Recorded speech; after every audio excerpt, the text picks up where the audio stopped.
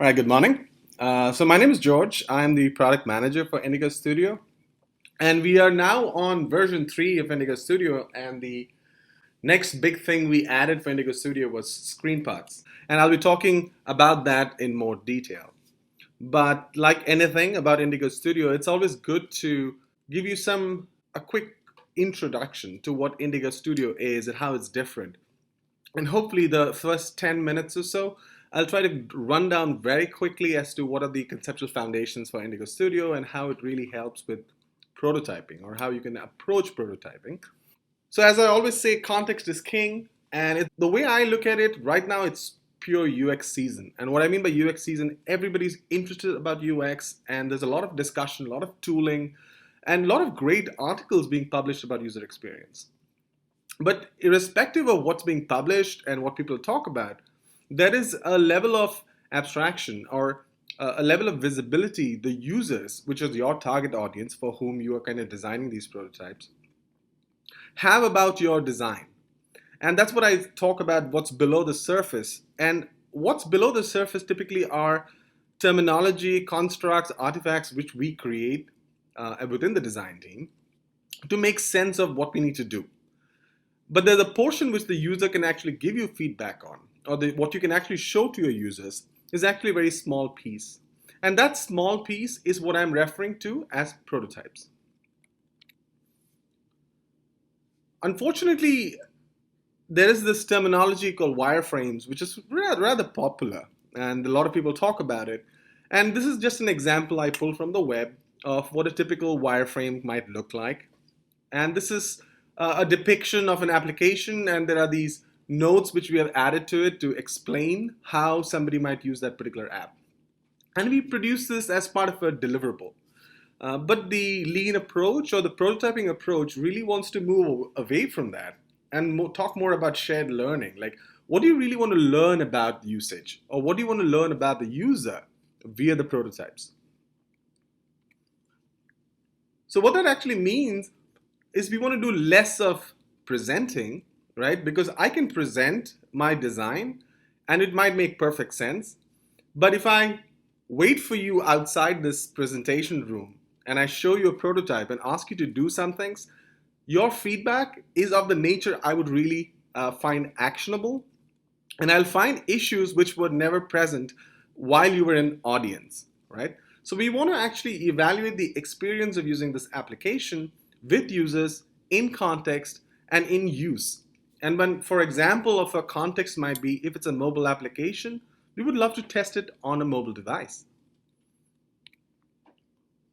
So that brings to an interesting point, right? And we really have to think about prototyping as prototyping the experience of using the application and not the application itself. Now, that distinction sounds weird, but if you confuse the two, what happens is an application tends to be rather complex, whether we like it or not. That's the nature of the application. If you're going to start building the entire application as a user experience prototype, you're going to spend so much time, which is the time which you would have rather spent evaluating and testing your riskiest assumptions. So what this prototyping experience might mean is think about as stories or user flows and not just as screen or page design.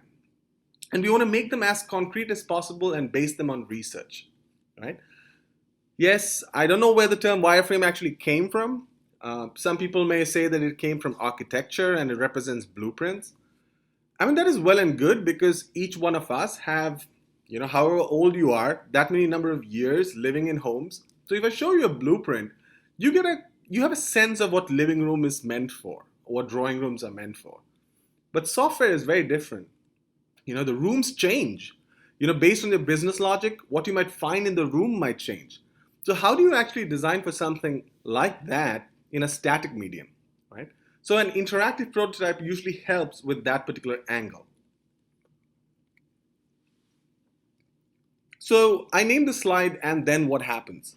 And that's kind of hinting at this notion of if you have a story first, which represents the user flow, a concrete use case, and the UI should naturally follow. And you've seen this before. The first panel you see on the top is basically this of a storyboard of some sort where somebody has a flat tire and they wait for it, and then the repair person arrives and they fix the tire for this person. And even when we sketch a wireframe, we do it pretty similarly, right? We sketch this first thing the user might see, and then we say the user would do something, and this new panel opens up, and then the user will click on something, and the next panel opens up. So there is this notion of flow, which is very essential to how we can talk about experience. So what's different about Indigo Studio? I mean, there are a lot of tools out there right now. And what does Indigo Studio have to offer which others don't? And the way I talk about it in the first sense is that it's this perfect mix of the ability to draw user interfaces, adding interactions, and then adding transitions. And transitions can be important or not depending on what are you trying to communicate. Sometimes transitions can really help give the user a sense of space. Like, there are things to the left of the application. When you minimize something, it went down. So people would know what actually happened. And you're slowing down the application with the help of animation. So let me show you a quick example of what I mean by tying these three things together. Then I'm going to do a quick prototype which tries to capture these three dimensions, right? So what you're seeing here are some capabilities I have kind of added to this prototype. And all you see are these 4 circles, and each circle you can think about something which I have drawn, right? So I drew a circle. Then there is this notion of an interaction, which is click. And then there is some kind of a transition which happens. So in this case, I picked to represent an add and a remove kind of change I made to the interface.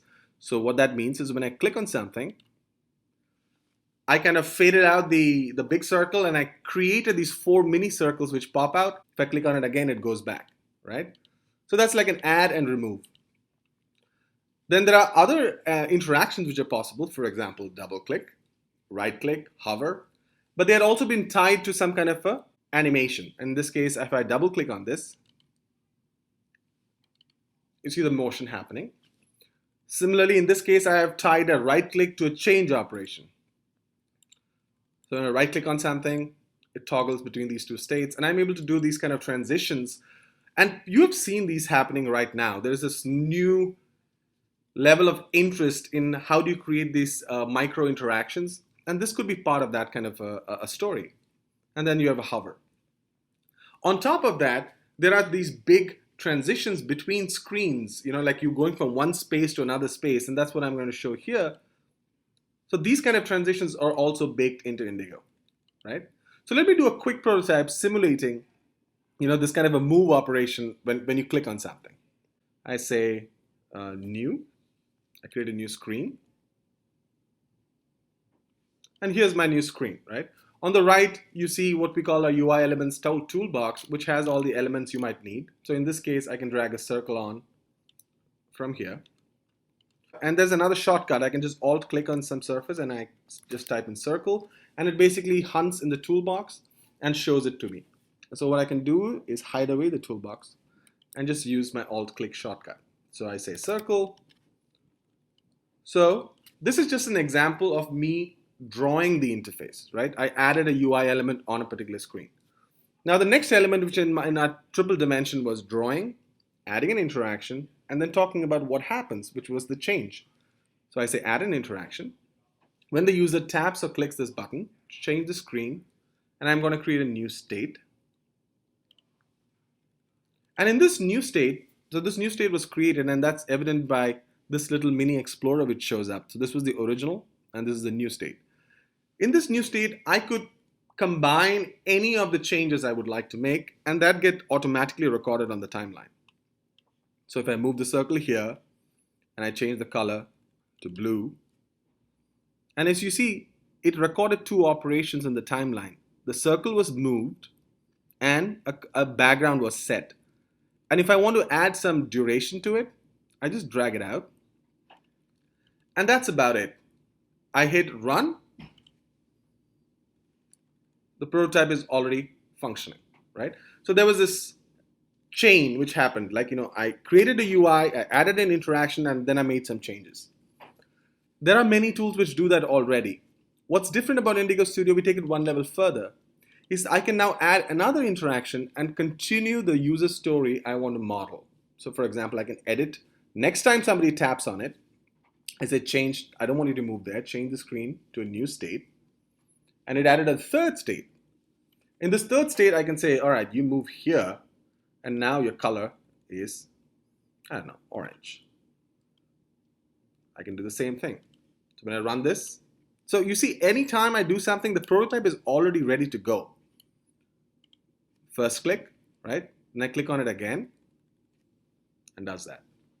Now this sounds very abstract. So let me show you how this is the same concept is used in an actual user prototype, right? So let me fire this up.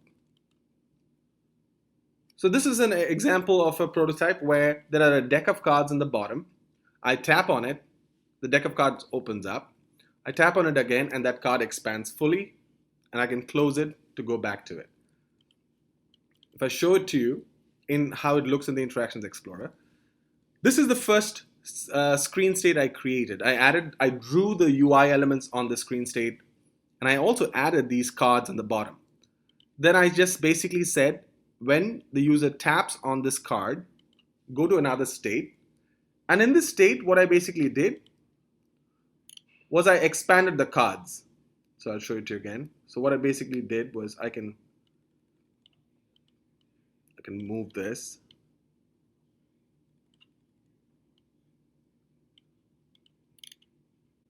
So I'm just making changes here, right? And again, I said when the user taps on this, so I'm going to remove this for just to show you how the change concept was done. So for that, I'm just going to open this up and I delete this for now. Okay, when I say that when the user taps on the weather card, change the screen to a new state. And in that new state, I say, that's it. You go big. And I can make any change. I can remove that particular card, and I can add an icon and look for a remove.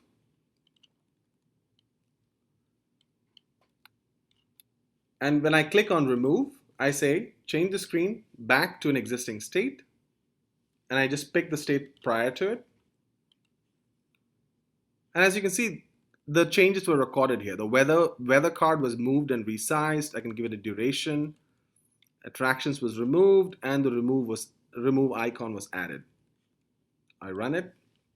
The prototype is ready to go. Click on it, it expands. Click on it again, it expands again, right? Now let me show you the IX Explorer for this. It basically says the user was here first, then they did something. When the user taps the weather, create a new state, and in this new state, this is how it should look. And from here, I added another one, which says when the user taps weather, create a new state, and in that state, make changes. Now let me go back to the presentation just to show you the similarities, right? So what you see now on the top are basically the states I created, and it's very similar to how we narrate stories. Just like you had, this was the first scene in the story, something happened, next scene happens, something happened, next thing happened. You do this in sketches. You drew the first sketch, then you draw an arrow and say when the user does something, this happens, draw an arrow, this happens. So as you can see, the actual prototype, the way we built the prototype in Indigo Studio is done exactly the same way. So what is another special secret sauce for Indigo Studio? The thing is that Indigo Studio, when we shipped first, we had this concept of a storyboard and a screen. What I was showing you right now were using screens and screen states. But now we've introduced the notion of screen parts, and the concept of a screen part is literally it's a part of a screen which you can reuse across projects and across designs. So in this case, you see, it's reusable custom UI elements, and it also helps you create a UI library.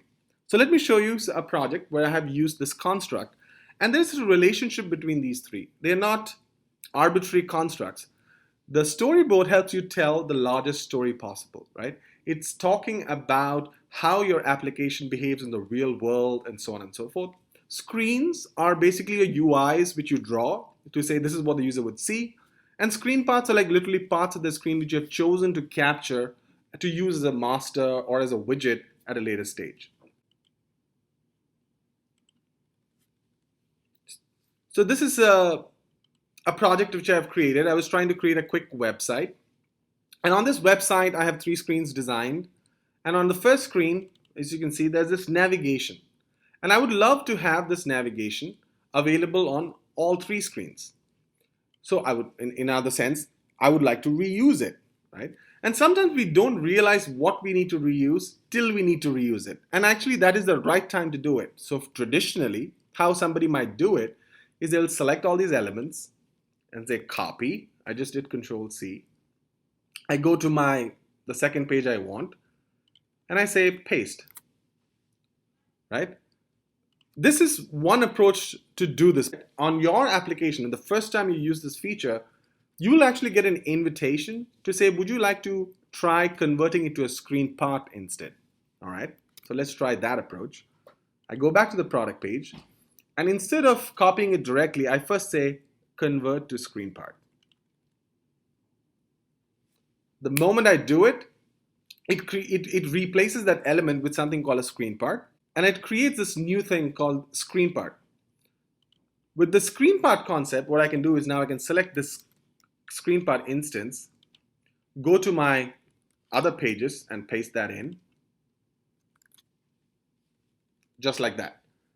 I can do this for any element you find on your screen. You can convert it into a screen part, right? Now, this is fine, but what happens when I run the prototype is that none of these links are actual links, right? They don't actually go anywhere. I haven't added any interaction. So for that, all I need to do is when you create a new screen part, we automatically open it up in the tab and you can see that screen part there. Or you can also say edit the source screen part. I can just edit, and now you see what we call our screen part designer. Now this is a workflow you can approach when you think about, oh, I need to reuse that. But you can also create a screen part from scratch either by right-clicking on the tab area, the project area, and say new screen part. It's also available as part of your new menu, say screen part, right? So let me go back. And in this source screen part, I'm going to add the interaction elements. So for that, what I mean is I can click on product and say add interaction. When the user taps or clicks product, navigate to screen and project, and I'm going to pick the product page. Same thing for blog. I say add an interaction, navigate to screen and project. I pick the blog. Now when I come back to my product page, and if I run this prototype, I click on blog, it goes to blog. I click on product, it goes to product. But you see, I had to define the interaction only once. And the only small thing I want to fix here is that when I click on blog, I would love this highlight to show up on blog. For that, all I need to do is I can go to the blog page, and this is again something which is not common in most of the prototyping tools, is the ease with which I can make changes to the screen part instance. For that, I just select the screen part and I can say edit, or I can just double click. And in that mode, I just select that guy and I just move it, right? When I run it, the highlights show up just like we want. Now let me show you another part of screen parts which you might find handy, is this notion of an interactive widget. It's like a self-contained window in which there are interactions possible, independent of the entire screen. And for that, I'll show you the scenario. When you click on download, I would like this sign-in window to open up. So let me run the prototype to show you what that does. I say download, and you get this widget, right? And I say create a new account. And you see the interaction happened right inside this widget itself, right? So I'm going to create this widget from scratch. So I'm going to cheat a little, right? Go to that widget. I'm going to remove it for now. I'm going to select the elements in it so that I don't have to redraw it. I'm going to copy this. And I say new screen part. And this is my screen part design surface, right? So I'm going to create one. I'm going to paste these in. Put it in place. And just I'm going to resize the screen part canvas to accommodate these things. And just so that you know that this is different, I'm just going to change its colors a little. Now to make this screen part interactive and to work like a self-contained widget, what I can do is I can add screen part states. And for that, I can just do the same thing. I said add an interaction, change the screen part to a new state. And in that new state, what I'll do, I'll bring this to the front, resize it, and add a return to sign in. And in this mode, I say add interaction, change the screen part to an existing state. I say go back to this guy. And I'm going to create some UI elements here, which I'm again going to steal from. So I'm going to select these guys here, copy, go to this guy and paste it in. There you go. And for creating some kind of a transition, I can just move it. And these elements get added after this thing gets resized. And you don't have to add these things, right? This is just something. And I can run the screen part alone just to make sure it works. So you create a new account, return to sign in, right? And I know this looks a little ugly, but that's okay, because all we need to show you here is now I don't want to use this one. I'm going to use the one I just created, right? So you see this one here. I can just drag that in. And I can give it properties, just like the other one here. And give it the green color outline. And that's pretty much it. Now when I run the screen, this is the screen part I just created. And I can interact with it just like the other one, right? So what I was trying to show you here is the ability to create anything you see in the UI as a screen part. I showed you how to create a quick interactive widget-like behavior inside a screen part. So what you're really doing is you're bundling both UI elements and also behaviors into a screen part, which you can now use across anywhere you like. So I can go to a different page. So for example, I can go to the team page. You'll see that this is right now uncategorized. So I can just drag that in. So now the green matches, right? So either I can do this way where I'm grabbing the source, or I can keep the ones which I just made. I made some changes, right? I made the border and I added a rounding on this one. So I can just reuse this instance of a screen part which has been customized without having to redo it again, right? I can go back here, go back to the blog page screen. I can add it there. I can go to the team page. I can add it there. Any way you please. So you can just, it's just a reusable part of everything you have. So now that you have been creating these kind of screen parts, what we have here is just like UI elements are things which we created for you. But as an organization, you may want to build an organizational repository of controls and elements styled a certain way, which have certain kind of behaviors encoded. So every time you create a screen part, we kind of put it right where the toolbox is, but this is called a screen parts tab, which has UI elements which are meaningful to you, things which you have created. And the way they are organized right now is I created these kind of groupings, and I'll show you how you can organize this toolbox. So for example, this is a screen part 1. I can just right click on it and say add the screen part category and add it to something which I already have. So for example, I can create dialogue, right? I can say done, and that gets automatically added to the dialogue category. I can add it to a new category. So I can say the meeting category, right? And now I can choose to add it to multiple categories if I like, right? So in this case, I just wanted a meeting. I said done. And it moves out of dialogues into my meetings category. And it's just as easy to remove these screen parts. I mean, remove the groupings of the screen part. So now you have created this kind of custom libraries, but you would love to use it on a different project. It's not a tough job at all. You just go back to your project home, and every time we create a screen part, we automatically create a subfolder inside your project root folder, which captures all the screen parts. So by default, Indigo shows all items in your folder, and you can just filter by screen part here, or you can just click the screen part folder directly to show you all the screen parts in your folder. And I just have to do Control A to select everything. And I can say export, right? And I say as Indigo files and assets. And now I can basically pick a folder and export all these screen parts into that folder. But in this case, what I'm going to do, I'm going to export this into a different project called customer requests. So I say pick a folder, and I go to this is the other project folder I have. I said customer requests. I say open. I say export. And that's it. It's done. The only thing which we are not able to do right now is for you to, so I'm closing the customer request pro folder just to refresh it as a customer requests. And you see the screen parts folder got added. So now I have the same screen parts which I was showing you earlier on this particular project, right? So when I create a new screen, and if I look under screen parts, you see all the categories which you already had in your other project were also included in your screen part folder. You can also copy and paste them in the file folder structure, but the beauty of using the export is that we kind of remember that you had already grouped it in some way. But if you don't want the groupings at all, you can actually just do it directly, right?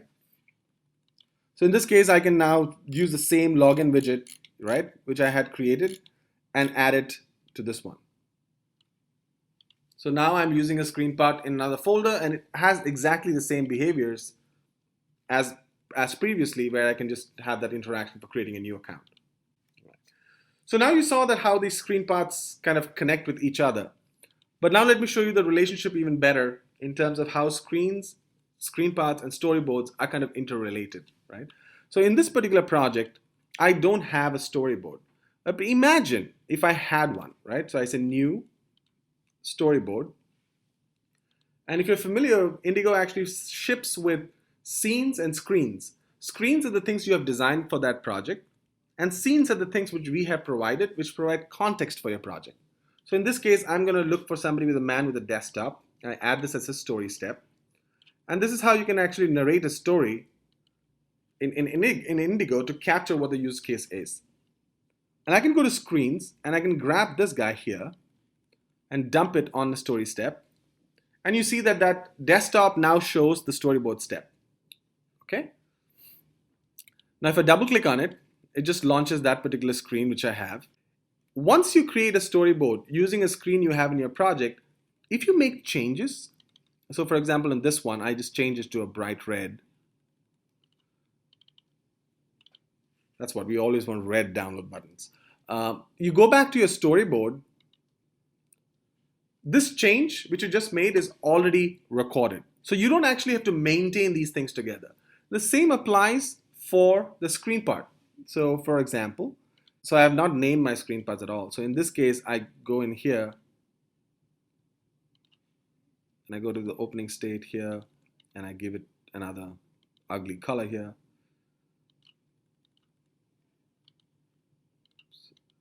Keep it white. I'll change this button color to red. The same concept holds true. When I go back to the product page, the screen part has updated itself in the screen, and the screen got updated in the storyboard, right? So now in this case, I'm showing you two different states. So I add another one here. So now I just drag the screen directly without a placeholder in there, and it just shows what screen I have. And as you can see, that the screen part change was reflected in the screen, and the change in the screen was reflected in the storyboard, right? I can go back and show you again how I would change something here. So this one also, I'm going to make it red. Go back to the storyboard. So the idea behind it is these three elements are interlinked, and you can make changes at any level, and it automatically hydrates everything else. And it doesn't mean that you have to start with a storyboard or you have to start with a screen part or a screen, right? You can start any place and then mix and match them as you please. But there is a hierarchy between these three artifacts, and you can use it for doing those things I was just showing in my slide. So let me just go back to my slide. So as you can see, this is the point I was trying to make, was that the storyboards help you capture stories, screens help you draw user interfaces, and screen parts help you create reusable custom UI elements. And what I showed you today was a little bit more deeper into screen parts, where we talked about how you can create them, how you can customize them, how you can manage those screen parts in your toolbox, and how you can export those screen parts into a new project. So this is pretty much the end slide for me. And the idea is that I want to continue emphasizing that design for stories of use, because trying to design the entire application as a prototype is going to be way too complex, and it's going to cost precious time. And time is of essence for most of us. We want to make sure whether the idea is a good idea as soon as possible, right? We don't want to actually wait for 6 weeks or 8 weeks before we kind of find out that that was a bad idea. The idea behind storyboards is basically is that you should be able to create these stories, these user flows as quickly as possible, be able to make them interactive, and also be able to add animations and transitions whenever necessary, so that the moment you hit run, you have a prototype ready to go. If you are not familiar with how these prototypes actually get to an end user, that's also not complicated. All I need to go is select the things you need. So in this case, these 3 screens. I say share, and it asks you to pick a home screen. In this case, it's already picked as home screen. I say share, and it packs everything up. And all it does, it returns me a URL, which I can give it to any of the end users, and they can actually look at this in their browser. So this is the prototype we were just creating. It's now hosted. You don't actually have to publish on Infragistics servers. You can actually publish to a local folder and host it on Dropbox or some kind of a web server you might have within your organization. This is, of course, showing you the screens you have in this project, and it also helps you see the Interactions Explorer you have, right? And we also have videos on these specific features of screen parts. If you go to our website on infragistics.com,